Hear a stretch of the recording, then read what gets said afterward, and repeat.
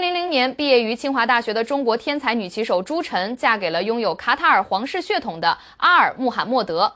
婚后，朱晨放弃中国国籍，加入了卡塔尔国籍，也为阿尔生育了2个混血女儿。如今26年过去了，他们的跨国婚姻还幸福吗？大家好，我是南风，今天一起看看他们的故事。1976年3月，朱晨出生于浙江温州，父亲是工程师，母亲是中学教师。虽然比不上名门世家，但也算得上书香门第。朱晨的父母非常注重孩子的培养，总觉得孩子要学习一门擅长的技艺。8岁时，在父母的安排下，朱晨开始跟着有着东北棋王之称的黄希文学习国际象棋。其他孩子还在嬉戏玩耍时，朱晨已经开始接触国际象棋。当同龄人还在享受童年乐趣时，朱晨已经对国际象棋有了初步的了解。后来，朱晨又得到了叶荣光、徐俊等名师的指点。通过参加各类国际象棋比赛，朱晨的棋艺飞速提升。随着朱晨参加的比赛越来越多，他也吸引了越来越多人的注意。在象棋界，朱晨逐渐变得小有名气。1988年，12岁的朱晨参加了在罗马尼亚蒂米什瓦拉城举行的国际象棋世界锦标赛。比赛中，朱晨力压国外众多高手，夺得了12岁组女子冠军，这也是他个人的首个世界冠军。同时，他也获得了国际棋联授予的大师称号。就连当时的国际棋联主席坎波马内斯也给中国棋协发来贺电，盛赞中国有了第1位国际象棋世界冠军。年少成名的朱晨引起了国内棋迷的关注。之后的几年里，朱晨在国内接连获得冠军。1994年春天，18岁的朱晨在北京夺得了全国个人赛女子冠军，这也让她有机会参加夏天在马来西亚举行的亚洲象棋比赛。在这次比赛中，朱晨状态火热，接连击败好几位男子特级大师。心气正盛时，朱晨遇到了她后来的丈夫卡塔尔棋手阿尔穆罕默德。阿尔穆罕默德比朱晨大3岁，他同样是年少成名，被称为阿拉伯20世纪最佳棋手。同时，他还拥有着卡塔尔皇室血统，所以也算半个卡塔尔皇子。当朱晨第一次面对这个对手时，并没有将对方放在眼里，以高姿态的态度面对阿尔。但是，一盘棋下来，朱晨稀里糊涂的就败给了阿尔，所以朱晨对阿尔的第一印象非常糟糕。不过几天后，朱晨在女子组比赛中未尝败绩，一举拿下了亚洲女子青年冠军。不过阿尔却遭遇了失败，没能获得冠军。当天晚上，阿尔因比赛失败而独自坐在游泳池边，黯然神伤。此时，朱晨正坐在穆罕默德身后不远处，静静地看着他。阿尔那种忧郁的神情深深地打动了朱晨的心，两个人走在一起，互相聊了一会儿。从那时开始，朱晨就爱上了这个卡塔尔人。1994年秋天，朱晨又在巴西获得了世界青年女子冠军的奖杯，并晋升为女子国际特级大师。到了冬天，朱晨在奥林匹克赛场上为中国女队保住铜牌，立下汗马功劳。朱晨的优异表现也让他获得了清华大学的特招资格。1995年8月，朱晨正式到清华大学报到，进入清华中文系开始学习。但是在清华期间，朱晨经常会因为象棋比赛而耽误上课，所以会经常挂科重修学分。1996年11月，20岁的朱晨在哥伦比亚的麦德林，他以11胜2和积12分的优异战绩，再次摘得世界青年女子冠军的桂冠，并以高达92.300分比的胜率，一举打破了世界青年锦标赛的胜率纪录。同年12月，他第2次代表国家出征奥林匹克团体赛，为中国女队历史性夺得银牌立下首功，并荣获个人台次金牌。2000年，朱晨突然与卡塔尔棋手阿尔穆罕默德在杭州秘密领取了跨国结婚证。当时两人还处于隐婚状态，毕竟身为国手，她嫁给一位外国棋手，势必会引起轩然大波。然而，当她决意要嫁给阿尔时，思想传统的父母依然坚决反对。因为在卡塔尔，他们的皇室成员是允许一夫多妻制的，并且大多数都是一夫多妻，所以当时父母担心朱晨嫁到卡塔尔后就会被迫接受一夫多妻制。但是阿尔却一早就给朱晨承诺过，他这一生只爱朱晨一个女人。所以在经历了反对、猜疑、执着、坚定等纷乱的心路历程后，他俩终于在美丽的西子湖畔将彼此的命运连结在了一起。婚后不久，他们的跨国婚姻还是被媒体爆料了出来。当时很多国人都觉得穆罕默德配不上朱晨，毕竟朱晨是中国百年难遇的天才女棋手。而在卡塔尔人看来，朱晨也配不上穆罕默德，这主要是因为穆罕默德与皇族沾亲带故，而且是卡塔尔唯一的国际象棋特级大师，又是阿拉伯20世纪最佳棋手。无论外人如何评说，朱晨嫁给阿尔，穆罕默德已成定局。到了2001年1月的最新世界排名中，朱晨位居世界第3，创造了中国女子棋手在世界上的最佳排名。2001年，朱晨一路过关斩将，并在决赛中以5-3的成绩战胜欧洲冠军科斯坚纽克，成为国际棋联第9位女子世界冠军。2002年7月，朱晨在阿联酋迪拜举行的国际棋联大奖赛首轮亮相。朱晨终于顺利从清华大学完成了学业，历经7年寒窗，她成功取得了清华大学学士学位。婚后，朱晨与丈夫常常分隔两地，相聚时光甚少。夫妻俩多次商量未来规划，究竟谁会为家庭做出让步呢？而这个念头在女儿出生后变得愈发强烈。2004年，朱晨为阿尔生下了一个可爱的混血女儿。但由于两人均需备战赛事，只能将幼小的孩子托付给父母照料，这让初为人母的朱晨深感对女儿亏欠太多。身为父亲的阿尔内心也充满了同样的愧疚。2005年，卡塔尔棋手阿尔穆罕默德加入了江苏棋队，准备参加首届火炬地产杯中国国际象棋职业联赛。而他的妻子朱晨则代表浙江队参赛，两人终于在中国团聚了。虽然在一起生活了大半年，但阿尔还是不太适应中国的生活环境。联赛一结束，他就早早地返回了卡塔尔。而朱晨也做出了一个重大决定，改换国籍前往卡塔尔生活。2006年国际象棋女子世锦赛正式开赛后，朱晨的名字虽然出现在赛场，名牌下依然标注着中国，但朱晨本人并未现身。最终裁判裁定他弃权。经过多方调查和证实，原来朱晨即将加入卡塔尔国籍。根据相关规定，一名棋手不能在同一年内代表2个国家参赛。朱晨牺牲世锦赛的根本原因，是为了在年底的多哈亚运会上代表卡塔尔出战，争夺那枚100年一遇的亚运国象金牌。这则消息的爆出，一下子把朱晨推到了风口浪尖。当年的一天晚上，朱晨搭乘飞机从卡塔尔飞回上海，身边并没有丈夫穆罕默德陪伴。她此行的目的就2个：陪母亲看病，并且把2岁的女儿带回卡塔尔。从机场一出来，众多媒体记者已经围了上来，追问她更换国籍的事实。朱晨并没有否认，只是表示很多事简单说不清楚，但我只想和丈夫团聚。后来媒体又采访到了朱晨的家人，家人对于朱晨的选择表示理解，因为女儿只想做一个普通人，过正常人的日子。但是一个象棋国手突然转换国籍，代表别的国家参加比赛，这肯定会引起国人的不适议论和谩骂，在所难免。如果每个人都只为了自己而活，那么国家的利益又该由谁来担当呢？不过当时朱晨的实力也不足以威胁中国队，他自己也曾这样解释：换国籍我2年前就想过了，我现在的成绩也不如以前了，即使代表卡塔尔也不会对中国产生什么太大的威胁，所以我想这个时候走应该比较合适。同年，朱晨和丈夫阿尔一起代表卡塔尔参加了多哈亚运会，但是朱晨因为赛前心理压力太大，未能发挥正常水平，最终只获得了女子个人的铜牌。团体赛中，朱晨带领的卡塔尔队不敌中国队，获得银牌。虽然未能给中国队造成威胁，但是朱晨在亚运会上的出现依然引起了国内网友不悦。多哈亚运会后，早已过了巅峰期的朱晨战力锐减，所以之后的日子里，朱晨更多的回到了家庭中。2008年，她又为丈夫生育了第2个混血女儿。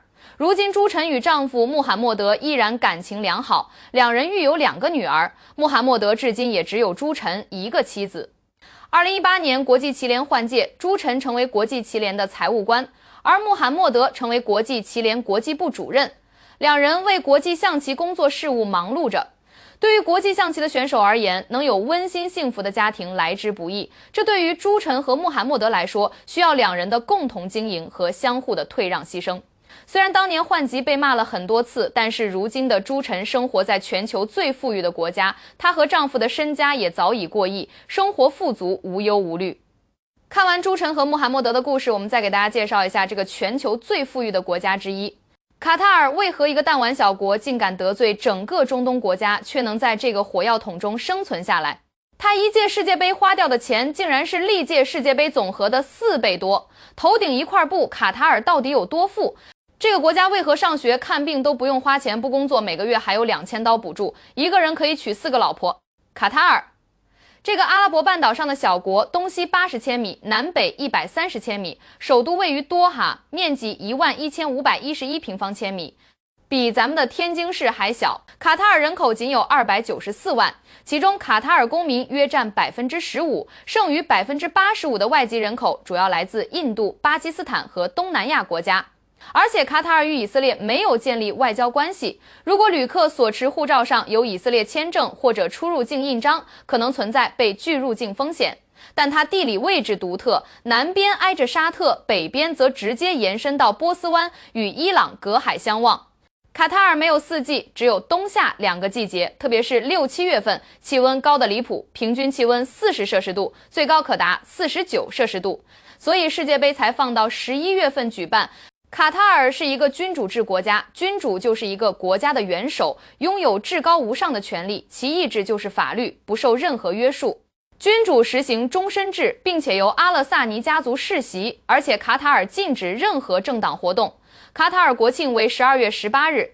卡塔尔汽车为左舵靠右行驶，主要交通规则与中国类似，其违章罚款非常高，超速一次罚款人民币2万到10万元不等。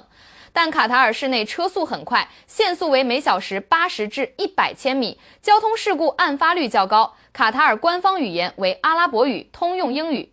卡塔尔人的工作日是周日至周四，周五、周六为休息日。每周五中午，卡塔尔人要做礼拜，商场、餐厅等可能会停止营业。说到卡塔尔，那可真是个土豪国家，在这里看病吃药全免费，生个孩子还能拿到35万的补贴，而且每天工作3小时，月薪就能轻松破10万，这待遇简直让人羡慕的流口水。更神奇的是，男人还能娶4个老婆，但即便如此，它却是全球光棍最高的国家之一。卡塔尔可是全球唯一一个实现共同富裕的国家，人均国内生产总值高达81800美元，超过日本、韩国等发达国家，亚洲排名第2，比咱们国家高出好几倍。卡塔尔到底有多豪？别的国家办世界杯可能只是修个体育场，卡塔尔直接建了一座新城，耗资高达2290亿美元。这是什么概念？比2018年俄罗斯世界杯的预算多了20倍，比2014-17巴西世界杯多了15倍。世界杯举办了18届，卡塔尔这一届的花费比前17届加起来还要多4倍。这豪横程度真是无人能敌。不过你可能不知道，卡塔尔以前也是个穷得叮当响的国家，主要靠打鱼和捡珍珠为生，偶尔还偷袭一下波斯湾的商船。那么这个弹丸小国是如何逆袭成土豪的呢？首先，我们得看看它的自然条件。卡塔尔不仅地方小，气候还特别恶劣，主要是热带沙漠气候，年降水量不到80毫米，全国地势平坦，但大部分是沙漠和岩石戈壁。夏天热的能烤熟鸡蛋，冬天也暖和的让人想穿短袖，这样的环境，农业根本没法发展，只能依赖渔业和捡珍珠。但上世纪20年代全球经济大萧条，这2个行业也差点崩溃。卡塔尔这个曾经被命运捉弄的几乎沦为贫穷之地的国家，却在1938年迎来了它的转折点。第一口油井的钻探成功，那一刻，卡塔尔的命运之轮仿佛被注入了新的活力，满血复活。经过勘探，卡塔尔的石油储量被揭示为惊人的252亿桶，占全球份额的1.5%，位列全球第14，仅次于我们伟大的祖国。但这还不是全部，卡塔尔还拥有海量的天然气资源，高达254900亿立方米，占据全球份额的20%，位列世界第3，仅次于俄罗斯和伊朗。从此，卡塔尔与石油天然气结下了不解之缘，其天然气出口量更是占据了全球市场的30%，为卡塔尔贡献了1/3的国内生产总值，成为了国家的支柱产业。为了进一步提升国家的国际竞争力，卡塔尔在2005年成立了国家投资基金卡塔尔投资局，踏上了全球投资的征程。通过精准的投资布局，卡塔尔不仅掌控了全球20%的体育市场，还成为了英国航空、德意志银行、瑞士银行以及伦敦证券交易所等众多国际知名企业的重要股东。不过，虽然卡塔尔富得流油，福利待遇优厚，但想要去那里一夜暴富的朋友可得三思了，因为这些福利待遇和财富主要是为当地那30万卡塔尔人准备的。在中东这片热土上，卡塔尔绝对是个传奇。得罪了整个中东，却成了最富有的国家，连沙特、阿联酋都与之断交。这卡塔尔到底有何底气与整个中东为敌？有人说，这都是美国大佬在背后撑腰，但真相真的如此吗？想象一下，一个几十万人口的小国，要守住如此庞大的财富，简直就像个几岁的小孩，家里人都被诛九族了，他却要孤身继承富可敌国的遗产，这难度可不是一般的大。但卡塔尔这小孩不仅长大了，还顺利继承了这份遗产，真是让人佩服。其实，中东很多国家的历史都跟卡塔尔差不多，都是经过了一系列的折腾。阿拉伯帝国分裂后被奥斯曼帝国统治，奥斯曼帝国又败给了英国。二战后，英国又不行了，美国这个新的搅屎棍开始搅和。就这样，卡塔尔等国在美国的搅和下纷纷独立。卡塔尔自1971年独立以来，就因石油而备受瞩目。为何他能在这波谲云诡的中东局势中独善其身？答案就是情商高，会办事。他伺候的世界上几个大哥舒舒服服的，能同时跟中美俄3大国搞好关系，这在中东乃至世界上可是独一份。现在美军最大的海外空军基地就在卡塔尔，英国的军事基地也在这儿。虽然英国已经不是老大，但保护费可是一分不少交。俄罗斯那边虽然驻军只有8000人，但卡塔尔采购的装备可是美系、俄系各来一套。至于咱中国，早在2001年加入世贸时，就在卡塔尔办了活动，2015年前还建立了人民币结算中心。这卡塔尔的战略眼光真是让人佩服。中东有2个平头哥，土耳其和伊朗，现在谁想动卡塔尔，他俩可是第一个跳出来不允许。想当年，这2位平头哥之间的恩怨情仇，可都是卡塔尔出面给调和的。话说当年，伊朗那边一不小心给土耳其的飞机来了个亲密接触，虽说是无心之失，但总得有个说法不是？伊朗这边一边忙着道歉，一边还得想办法赔钱。可那时候的伊朗正被各种封锁搞得焦头烂额，兜里哪还有余粮啊？这时候卡塔尔这哥们儿就站出来，大手一挥，大哥，这钱我替你交了。几十亿美金对他来说不过是小菜一碟。土耳其一看这卡塔尔小伙子够义气，立马就对他刮目相看。卡塔尔也说了，大哥，咱别的没有，就是钱多，以后有啥需要尽管开口。就这样，卡塔尔和土耳其的关系一下子就近了。那为啥卡塔尔愿意当这个冤大头替伊朗出钱呢？原来啊，伊朗和卡塔尔之间还有那么点小秘密。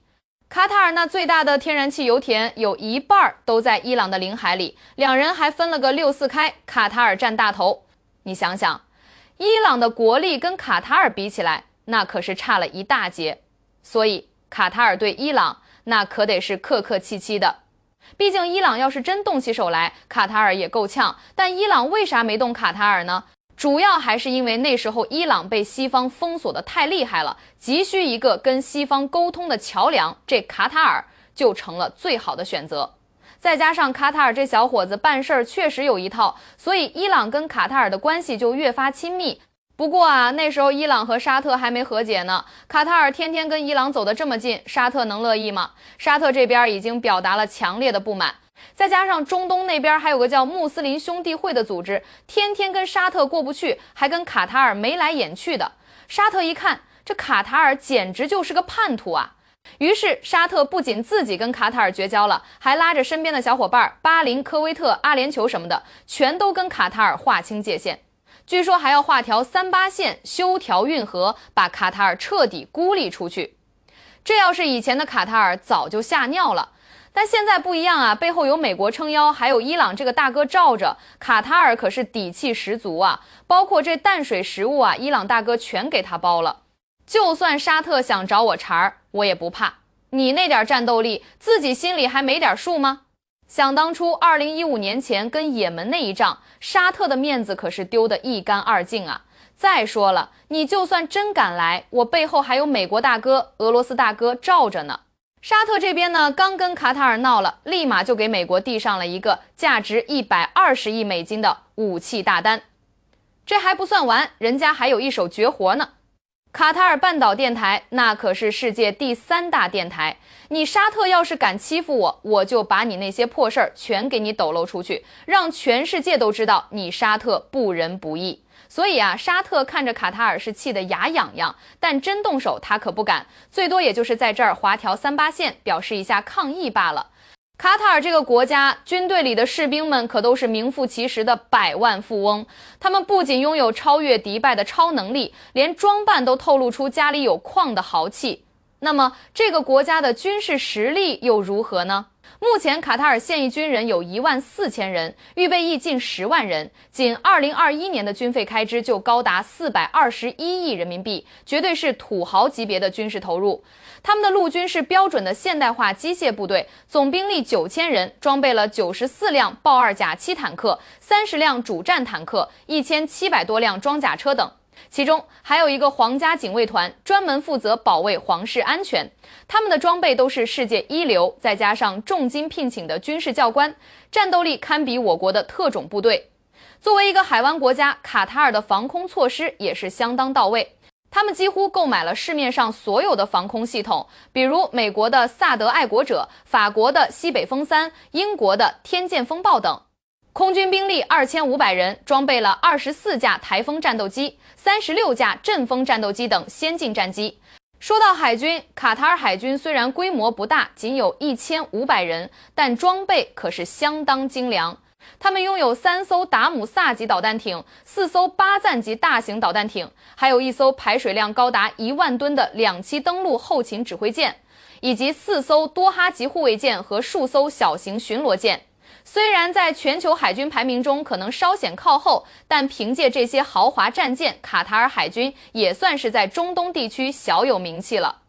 卡塔尔军队的待遇可是相当优厚，普通士兵的年薪就近1000万人民币，再加上各种福利，吸引了大量外国军事人才前来效力。